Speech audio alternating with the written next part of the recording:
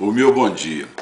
Hoje trago aqui um desabafo do poeta Ferreira Goulart, na Ilustrada da Folha de São Paulo, de 16 de janeiro de 2011, que não suportava mais ouvir tantas mentiras do senhor Luiz Inácio Lula da Silva, personalidade execrável, que ocupou a presidência da República e a mídia durante 8 anos, com bravatas e baboseiras. Eu costumo dizer que o Lula faz discurso para os pobres e governa para os ricos. Nunca vi um banqueiro ou algum medalhão fazer qualquer tipo de restrição ao seu governo ou à sua postura. Muito bem, vamos à crônica do Ferreira Goulart. Quando 2 e 2 são 4. Talvez seja esta a última vez que escreva sobre o cidadão Luiz Inácio Lula da Silva, ex-presidente do Brasil. Com alívio, ouvi terminar o seu mandato, pois não terei mais que aturá-lo a esbravejar, dia e noite, na televisão, nem ter que ouvir coisas como esta. Ele é tão inteligente que fala todas as línguas, sem ter aprendido nenhuma. Pois é, pena que não fale tão bem o português quanto o russo. É verdade que tivemos ainda que aturá-lo nos 3 últimos dias do mandato, quando inaugurou obras inexistentes e fez tudo para ofuscar a presidente que chegava. Depois de passar a faixa, foi para um comício em São Bernardo, onde até às 23 horas continuava berrando no palanque, do qual nunca saíra, desde 2002.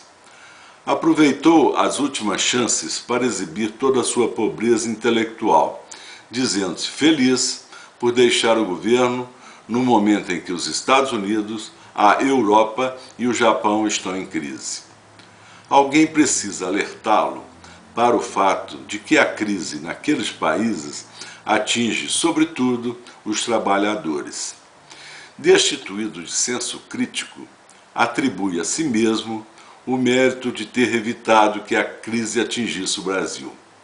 Sabe que é mentira, mas o diz porque confia no que a maioria da população desinformada acreditará. Isso dá para entender, mas e aqueles que, sem viverem do Bolsa Família nem do empréstimo consignado, veem nele um estadista exemplar que mudou o Brasil? É incontestável que, durante o seu governo, a economia se expandiu e muita gente pobre melhorou de vida. Mas foi apenas porque ele o quis, ou também porque as condições econômicas o permitiram? Vamos aos fatos. Até a criação do Plano Real, a economia brasileira sofria de inflação crônica, que consumia os salários.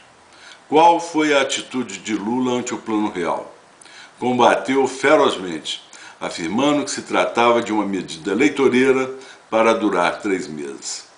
A outra medida, que veio consolidar o equilíbrio de nossa economia, foi a Lei de Responsabilidade Fiscal. Lula e seu partido se opuseram radicalmente, a ponto de entrarem com uma ação no Supremo para revogá-la. Do mesmo modo, Lula se opôs à política de juros do Banco Central e ao superávit primário, providências que complementaram o combate à inflação e garantiram o equilíbrio econômico. Essas medidas, sim, mudaram o Brasil, preservando o valor do salário e conquistando a confiança internacional. Lembro-me do tempo em que o preço do pão e do leite subia de 3 em 3 dias. Quem tinha grana aplicava no overnight e enriquecia. Quem vivia de salário comia menos a cada semana.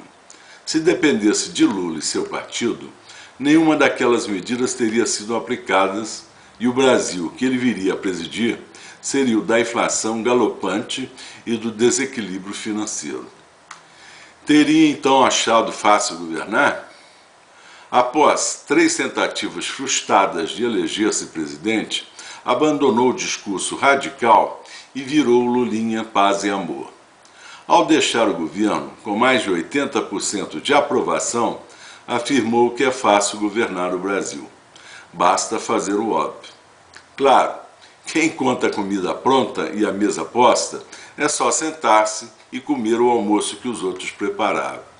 A verdade é que Lula não introduziu nenhuma reforma na estrutura econômica e social do país, mas teve o bom senso de dar prosseguimento ao que os governos anteriores implantaram. A melhoria da sociedade é um processo longo. Nenhum governo faz tudo. Inteligente, mas avesso aos estudos, valeu-se de sua sagacidade, já que é impossível conhecer a fundo os problemas de um país sem ler um livro. Quem os conhece apenas por ouvir dizer, não pode governar. Por isso acho que quem governou foi a sua equipe técnica, não ele, que raramente parava em Brasília. Atuou como líder político, não como governante. E se Dilma fizer certas mudanças, pouco lhe importará, pois nem sabe ao certo do que se trata. Para fugir às perguntas embaraçosas, jamais deu uma entrevista coletiva. Afinal, ninguém, honestamente, acredita que com programas assistencialistas e o aumento do salário mínimo se muda o Brasil.